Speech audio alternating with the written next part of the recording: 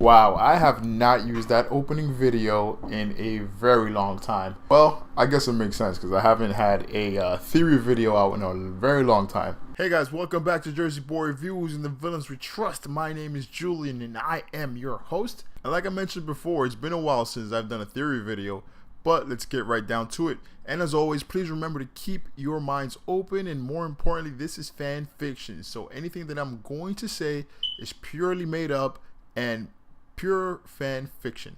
This is just playful speculation. None of this has happened, nor do I have any inside scoop or anything like that. This is also going to be a very short video. Unlike the other 2 or 3 theory videos that I've made, they went on a bit long, anywhere from 15 to 20 minutes, but they do have some really good numbers. If you guys want to check them out, I'll also leave a link in the description below.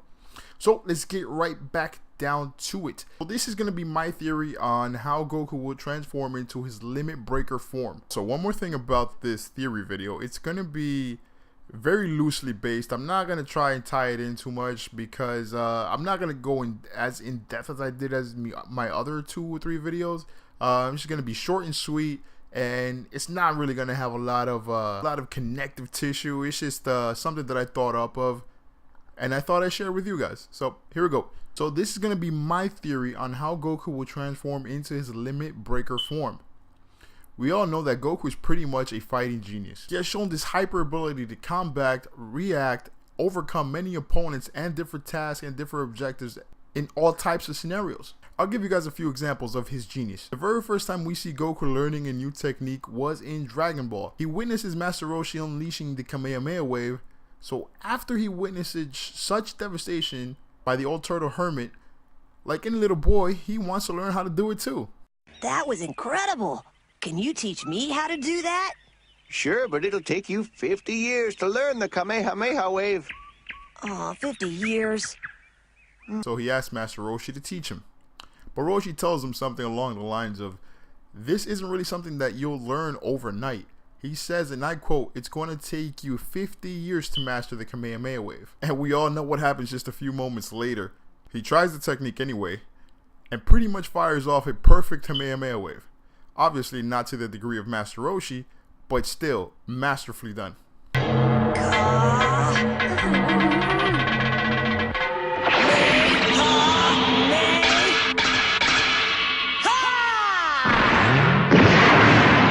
After only seeing this technique, which took the original user, Master Roshi, 50 years to master, it only took Goku seeing it the one time and successfully doing it, which is nothing short of fighting genius. A few more examples are the Destructo Disc, the Solar Flare, the Mafuba, or the Evil Containment Wave, etc, etc, etc.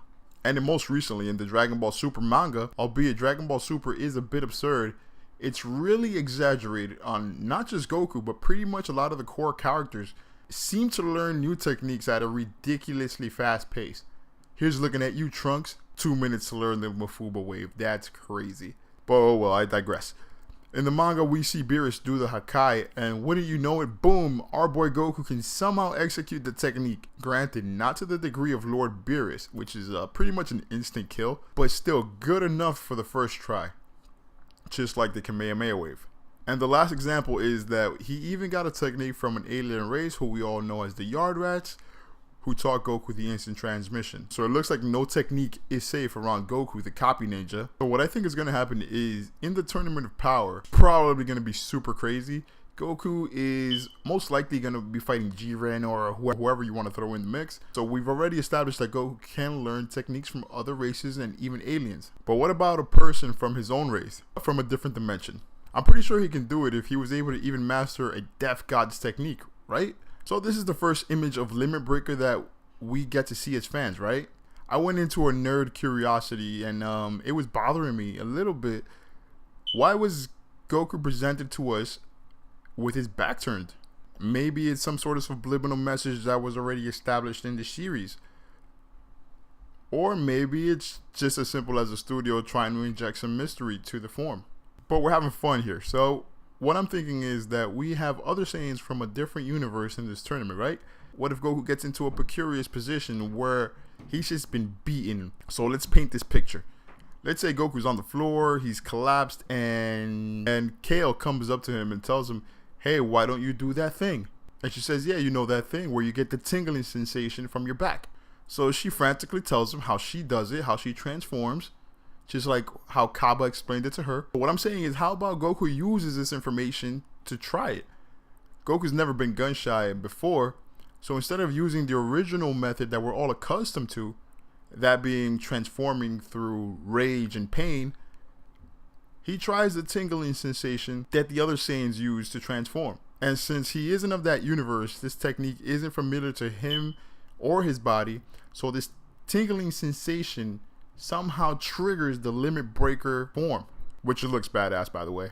It would explain why we get a back shot of Goku, but I'm not really gonna go into depth. Like I said before, this is just a really random theory. It's really just loosely based, and I'm just going off this one picture. It's not really gonna have a lot of connective tissue like my other videos. But yeah, guys, tell me what you think about this. Let me know in the comment section below. Or if you have an idea or theory on how Goku will attain the transformation into Limit Breaker, I would love to read your comments as well. So if you guys have a second to spare, please remember to comment, like, subscribe, and share. It'll really help me out, and I'd greatly appreciate it. So until next time, guys, my name is Julian, Jersey Boy Reviews. I will fulfill our destiny. Nothing will stand in our way. I will finish what you started. I'll show them the power of the darkness.